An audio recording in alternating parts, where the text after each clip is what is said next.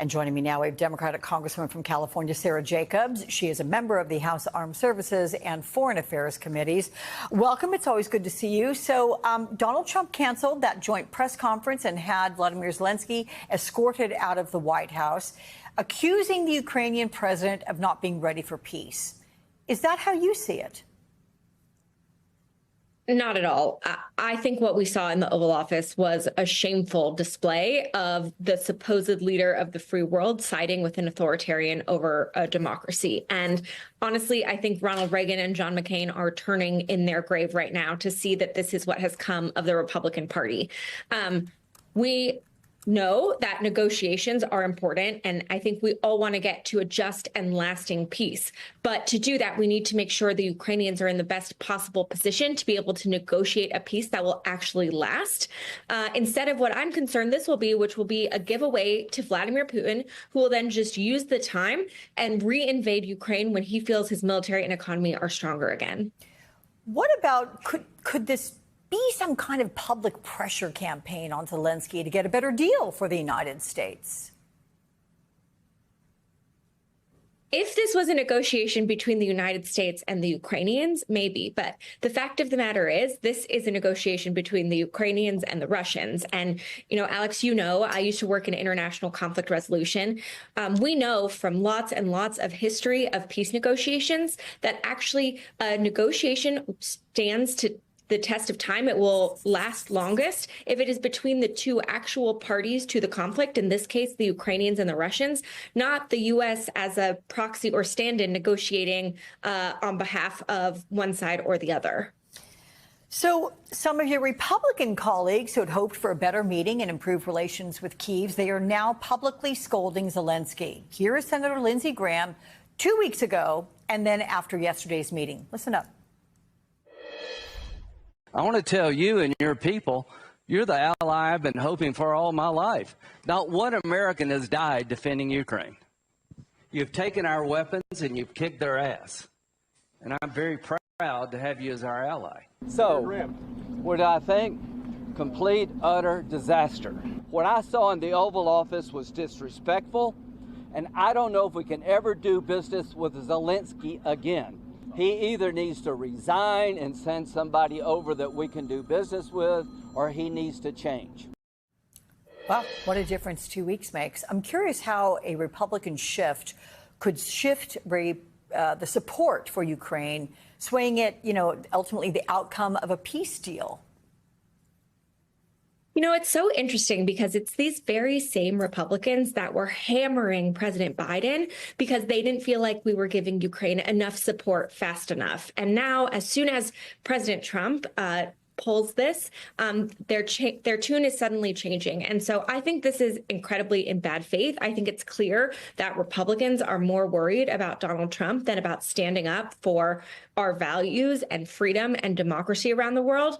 And I think it's really problematic. And I think what we're going to see is that Trump sells out, gives Putin everything he wants, and then we're left holding the bag in a few years when Putin reinvades again, just stronger this time. I was going to ask, does this potentially tip European countries toward actual military conflict with Russia? I mean, it's really possible, right? We're seeing a lot of the Europeans talking about what they feel like they need to do now that they can't count on the Americans to step in. I think, some of that is a positive. We need to see Europe step up. They have stepped up a lot in supporting Ukraine. But I am worried that without, if they're not confident the Americans will be there, that we're going to start to see a lot more conflict in Europe because really, the international system that we put in place after World War II that says that territorial aggression can't be rewarded, that, this is not how we do things. That's really what has held the peace in Europe for all this time. And we're seeing that disintegrate. And for more on the fallout from President Trump's shockingly ugly meeting with his Ukrainian counterpart in the Oval Office yesterday, I'm joined now by Lisa Yasko, a member of the Ukrainian parliament. Lisa, welcome. How are Ukrainians reacting today to the blow-up we saw in the White House yesterday? It has been absolutely a sleepless night. Ukrainians watched all the news, hardly could fall asleep. Then air siren went on. Missiles were flying, ballistic and drones flying around all Ukraine. Very emotional and hard night and morning for all of us. But for us, it's also a moment of unity, because this is the moment of truth. Unfortunately, we see that American leadership at this stage doesn't want to accept the real names of the reality, or wants to play a game shifting the names. But for Ukrainians, it is not acceptable. So for us, it's the moment when we understand that we need to continue fighting, not only with weapons, but also for truth, because it looks like now it's the moment when someone wants to rewrite the history and stop calling aggressor an aggressor, and this is not acceptable. Lisa, you heard President Trump say Zelensky's hatred for Putin is getting in the way of the deal, and given what Putin has done to Ukraine, you could hardly blame him if it's true. What is your read on Donald Trump's relationship with the Russian president? Well, I think Trump, once he was elected and even before, one of his main goals is actually is now to show that he can make a deal with Putin and to show that he is much stronger than Putin. And yesterday, President actually shows maybe for some part of his surrounding that they are doing very well for Americans first motto. But in fact, internationally, Trump didn't look so strong, which means that Putin is actually happy that United States are not in a stable position. So for us, we understand long term that if Trump wants to make some friends with Putin at this stage, no matter what the interest is, long term, he's not going to win. And Putin, I'm sure he was smiling all these night and morning, just because he's enjoying seeing how people who are in other continents are fighting with each other. He likes it because at this moment he gains his power over everyone. Trump said that Zelensky doesn't even want a ceasefire. But is it as simple as that? Because we heard Zelensky say a ceasefire without security assurances would not work, considering how many times Putin has violated ceasefire agreements in the past. Exactly. We are not ready for this ceasefire without security guarantees. So the reason why Zelensky went to Washington, went to see Trump, is to sign the deal that Ukrainians also hope that would include at least a conversation and reassurance on the security guarantees. Instead, we've heard that we need to accept the ceasefire, but we know that every ceasefire that we ever had over the last 10 years was broken by Russians. They don't care. So what is the sense of signing something that we don't believe in? And we want to be heard. We are not a victim. We are in a position of truth and reality. Yes, we are paying a lot of price. We are all full of blood because people are dying. But ceasefire for the sake of just ticking the box that there were a few minutes of the ceasefire and next day they will start killing us again. No, this is not what we want. We want real security guarantees. President Zelensky has directly and profusely thanked the American people in tweets and public statements after a public reprimand from the president and vice president yesterday for not being thankful enough. He has thanked America many times before. In fact, here he is yesterday after the meeting. Do you think your relationship with Donald Trump, President Trump, after today, can be salvaged? Yes, of course, because it's relations more than two presidents.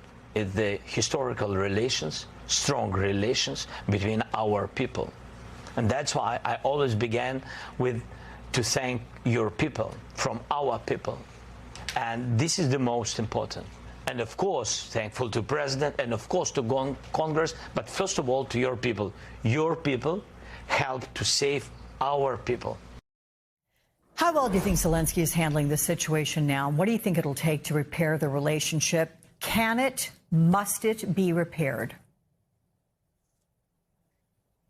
You know, when I watch these words, and also I know how many messages I received myself today and this night from American people, this is very touching. I actually have tears in my eyes because I think our human hearts know the real truth, but for some political gambling, with the other one is the DOGE program.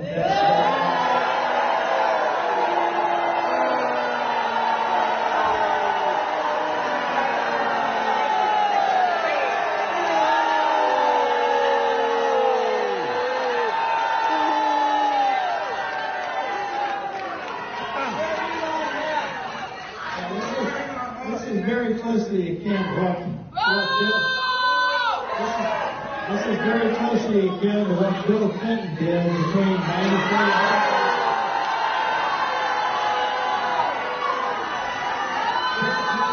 This Clinton only plans to cut 400,000 jobs between 94 and 2000.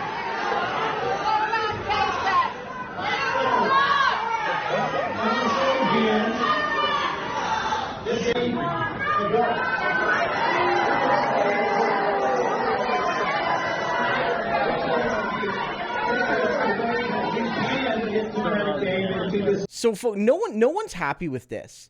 Like, yes, Putin is happy with it. Other awful people around the world are happy with it. The MAGA cult, not even the average Republican, as I showed you earlier today, if you look at the actual on-the-ground polling of Americans, Putin is more unpopular than Mitch McConnell, who is often way near the bottom because obviously Democrats don't like him, but MAGA doesn't like him anymore, so he's often like minus 30, minus 40 in polling.